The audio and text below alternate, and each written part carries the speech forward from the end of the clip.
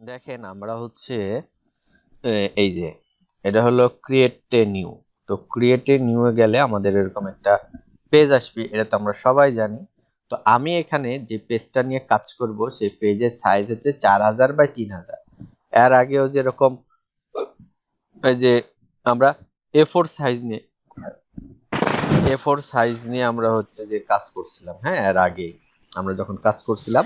তো আজকে আমি নিছি হচ্ছে 4000 বাই 3000 পিক্সেল আরজিবি রেজুলেশন নিয়ে একটা কাজ করছি। হ্যাঁ, তো এটা করা হয়ে গেল, জাস্ট ক্রিয়েটে ক্লিক করে দিলাম। 4000 বাই 3000 আমাদের পোর্ট সাইজ। তো এখন এখন যে জিনিসটা, তো আমাদের বোর্ডটা দেখেন অনেক বড় আসছে এবং হাইট ওয়াইট সবকিছু ঠিক আছে। আর জুম ইন জুম আউট তো করতে পারি। তো আমরা গত দিনে আমরা যেগুলো কাজ শিখছিলাম, রেক্টেঙ্গেল টুলস এর কাজ শিখছিলাম, যে কালার দেওয়া, আচ্ছা তারপরে হচ্ছে ইলিপস টুলস এর কাজ শিখছিলাম। হ্যাঁ, তারপরে হচ্ছে যে চিকন হয়ে গেলে সুন্দর করে শিপলটা ধরে বড় বড় করা যায়, এগুলা শিখছিলাম। আবার মুভ টুলস দিয়ে সিলেক্ট করে আবার টোটাল সিলেক্ট করে ব্যাক স্পেস, এগুলো। আজকে আমি যে জিনিসটা দেখাবো সেটা হচ্ছে একটা স্ট্রোকের ব্যবহার। স্ট্রোকের ব্যবহার। তো দেখেন আমি এখানে রেট অ্যাঙ্গেল টুলস নিলাম একটা, তো এটা সুন্দরভাবে চলে আসছে। তো এইখানে আমি অন্য একটা কালার দিই। তো কালার দেওয়ার পরে আমি যখন একটু জুম করব, তো দেখেন একটু, তো জুম করলে, জুম তো করতে জানেন আপনারা সবাই। তো জুম করলে দেখেন এখানে কি আসছে, কালো একটা বর্ডার আসছে। হ্যাঁ, আসলে আমরা যখন কাজ করব তখন তো এটা দরকার পড়বে না। তো বাট এই বর্ডারটা দেখেন, আমি এটা একটু বড় করে দিব, মানে স্ট্রোকটা বাড়ায় দিচ্ছি, বর্ডারটা কিন্তু বাড়ায় যাচ্ছে। ওই যে আমরা ছোটবেলা অনেক সময় খাতাতে অঙ্কন করছি, জানালা, ঘর জানালার অঙ্কন করছি, সেই রকম কোয়ালিটির কিছুটা হয়ে গেল।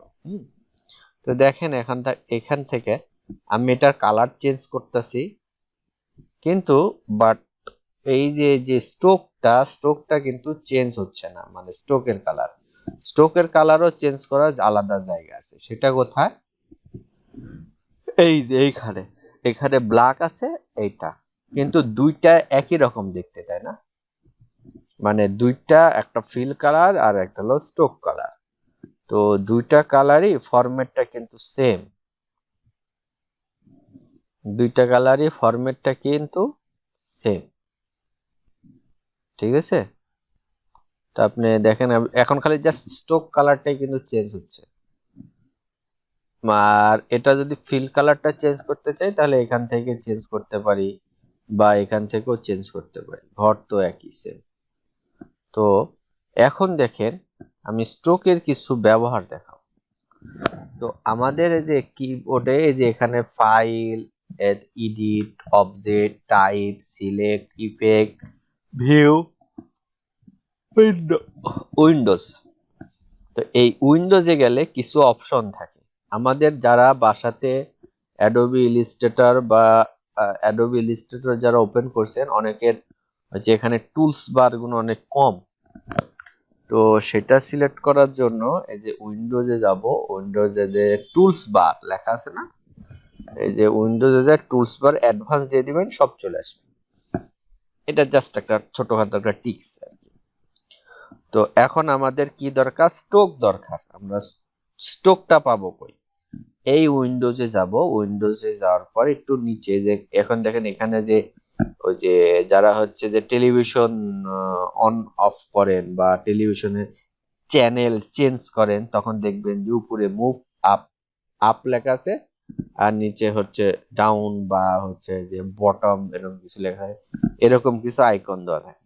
তো জাস্ট এখানে দেখেন এই যে স্ট্রোক দেখেন লেখা আছে, এস এর ঘরে গেছি। যারা ডিকশনারিতে পড়াশোনা করছেন বা ডিকশনারি, হুম, যারা হচ্ছে যে ডিকশনারি দিয়ে দেখছেন, পড়াশোনা করছেন ডিকশনারি, তারা তো অবশ্যই এই যে স্যার ডিকশনারি না ডিকশনারি? ও ডিকশনারি আর ডিকশনারি হলো। তো ডিকশনারি যারা হচ্ছে যে সিরিয়াল, প্রত্যেকটা কিন্তু একটা সিরিয়াল থাকে, ধরেন এ এর ঘরে, বি এর ঘরে, সি এর ঘরে যত ওয়ার্ড আছে সব করে কিন্তু শেয়ার, মানে কি হয়, সিরিয়াল মোতাবেক থাকে। তো এখানেও দেখেন এস এর ঘরে যখন আমি আসবো, এস এর ঘরে দেখেন আগে আছে, তো এস এর ঘরের পরে ভি এর ঘরটা দেখেন, ভি ইচ্ছা করলে তো মানে থিম চাইলে তো ইচ্ছা করলে তো উপরে দিতে পারতো, কিন্তু উপরে না দিয়ে কিন্তু এটা নিচে দিয়ে দিছে। আবার ভি এর পরে কি ডাব্লিউ হয়, ডাব্লিউর পরে কি হয়, এস ওয়াই দিছে। তারপর এস এর পরে কি হয়, টি হয়, মানে এরকম করে প্রত্যেকটা কিন্তু ওয়ার্ড কিন্তু ইন্ডিভিজুয়াল ভাবে দিয়ে দিছে। তো এখন দেখেন এই যে এই যে কি লেখা আছে, স্ট্রোক, তাই না? বা এটার হচ্ছে আমরা যেহেতু স্ট্রোকটা চাচ্ছি, তো এটা কন্ট্রোল F10 দিলেও চলে আসবে, বা হচ্ছে নর্মাল ভাবে এখানে সিলেক্ট করলেও স্ট্রোকটা চলে আসবে। তো অনেক সময় আমরা যারা হচ্ছে স্ট্রোকটা নিব তাদের এমন আসতে পারে এই যে এই কোয়ালিটি, হ্যাঁ, যেহেতু আপনারা নতুন স্যার পিস। আমার উইন্ডোজে গেলে আপনার লেখার সাথে মিলতেছে না। ওকে, আচ্ছা ঠিক আছে, আমি ওটা দেখতেছি, মিলতেছে না কেন ওটা আমি দেখতেছি। তো দেখেন যে যাদের হচ্ছে যে স্ট্রোকটা এরকম হবে, তো তারা এখানে যে তিনটা ডট আছে, 1 2 3, এখানে ক্লিক করে শো কি লেখা আছে, শো কি লেখা আছে, ওপেন, হ্যাঁ, তো এটা ক্লিক করে দিলাম, তো দেখেন এখানে সব কটা চলে আসছে, কি কি নিবেন না নিবেন। তো আমাদের কাজটা হচ্ছে যে এটা সিলেক্ট করলাম যখন, তো তখন এখানে লেখা আছে ক্যাপ, তারপরে হলো এটা কি লেখা আছে, কর্নার, তারপরে লেখা আছে অ্যালাইন, স্ট্রোক। ঠিক আছে, এটা তিনটা অপশন আছে।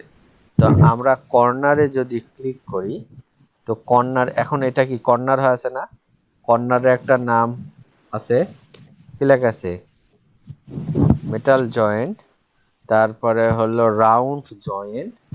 তো যা রাউন্ড জয়েন্ট আমি যদি ক্লিক করি, তো দেখেন আমার এইটা কিন্তু রাউন্ড হয়ে গেছে, একটু দেখেন, আগে কিন্তু এটা ছিল এটা, এখন দেখেন রাউন্ড করছি, তো দেখেন এটা কিন্তু রাউন্ড হয়ে গেছে।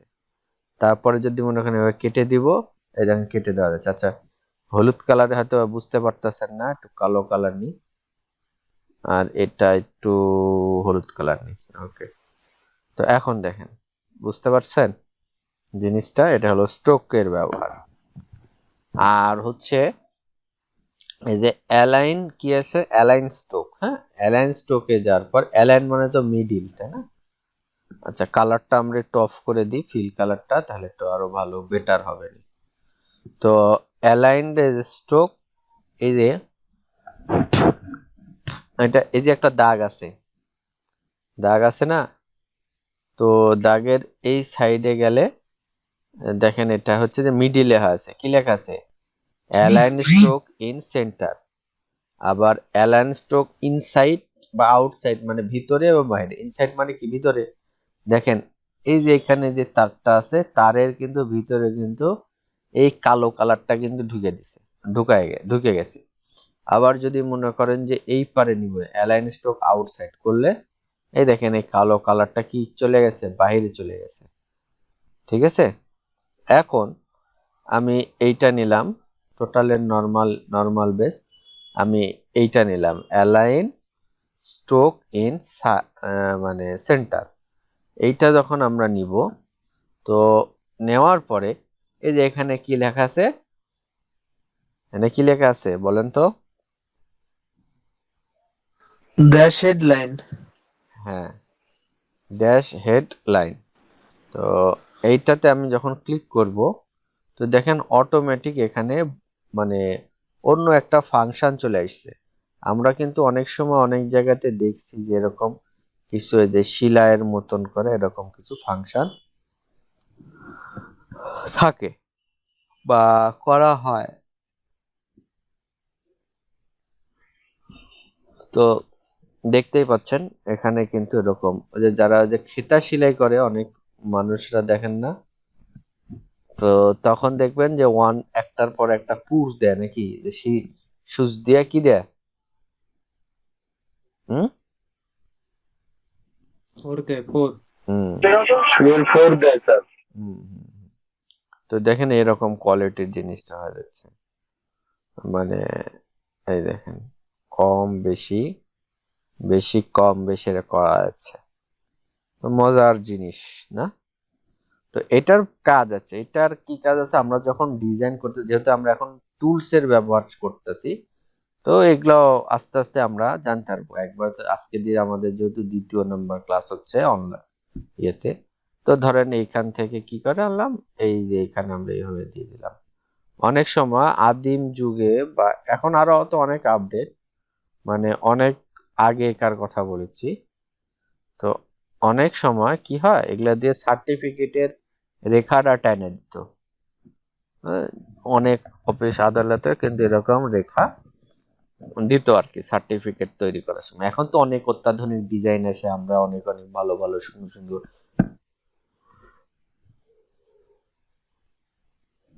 ডিজাইন করছি। তো এইটাকে আমরা কপি করে নিলাম, তো এটাকে কপি করে আর কি ছোট করে নিলাম, ছোট বড় তো করতে জানেন, শিপলটার ধরে ছোট বড় করতে হয়। তো এইটা কি কি কালার আছে, স্টোক কালার আছে তাই না। তো এইটাকে আমি এখন ফিল কালারে রূপান্তরিত করব। তো কেমনে এটাকে ফিল কালার রূপান্তরিত করব, তো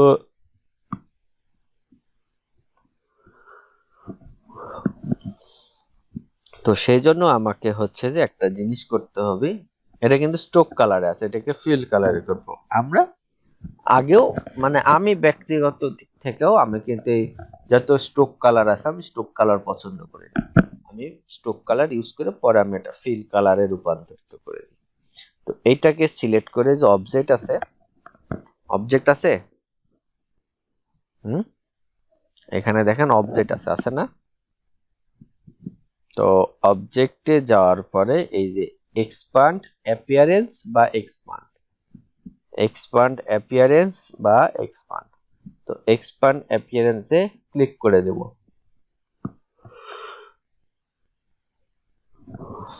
তো এক্সপান্ড অ্যাপিয়ারেন্সে ক্লিক করার পরে তো আবার পরবর্তীতে দেখেন এক্সপান্ডের অপশন আসছে, তো আমি পরবর্তীতে নেক্সটে এক্সপান্ড করে দেব। তারপর জাস্ট এক্সপান্ড, দেখেন আমার কালারটা কোথায় আছে, এইখানে তাই না। এখন এইখানে চলে যাবে এখানে ক্লিক করার পর, তো এখন দেখেন এখানে কি কালার আছে, নাই, এখানে চলে গেছে না, এই যে। তো এখন আপনি দেখেন এখান থেকে ইচ্ছা মতো নর্মাল বেজে আমি কালার সেট আপ করতে পারছি।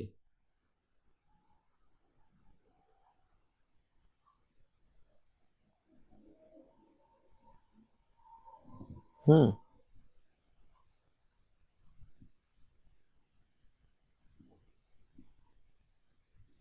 তাহলে এটা আমরা কি শিখলাম, স্ট্রোকের ব্যবহার দিলাম, তারপরে এটাকে আমরা হচ্ছে যে এক্সপান্ড করলাম, এক্সপান্ড করে স্ট্রোক কালার থেকে ফিল কালারে রূপান্তরিত করলাম।